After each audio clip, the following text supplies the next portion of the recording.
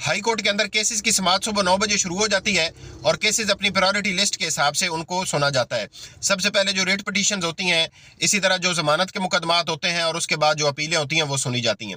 ये प्रोसेस जो है वो 11 बजे तक चलता है और इसमें जो लिस्टें होती हैं वो दो तरह की होती हैं। एक होती हैं रेगुलर लिस्ट और एक होती है अर्जेंट लिस्ट।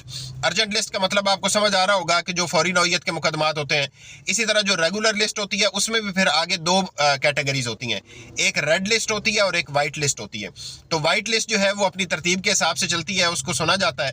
लेकिन रेड लिस्ट के अंदर जो मुकदमात होते हैं, इसका मतलब यह है कि उनको आज के दिन में लाजमी सुना जाएगा।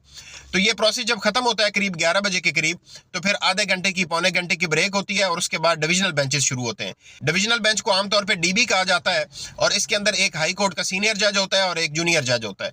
और ये डीबी जो है वो सिंगल बेंच के बाद शुरू होती है। अमूमन 11 से 12 के दरमियान ये शुरू हो जाती हैं। हर डिविजनल बेंच अपनी सहूलत के हिसाब से उसे शुरू करता है।